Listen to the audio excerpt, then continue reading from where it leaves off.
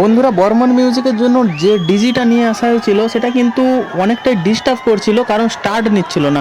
প্রায় 1-1.5 ঘন্টা চেষ্টা করার পর কিন্তু ডিজিটা স্টার্ট নিয়ে নিয়েছে। তো এক্ষুনি কিন্তু স্পিকার চেক হবে।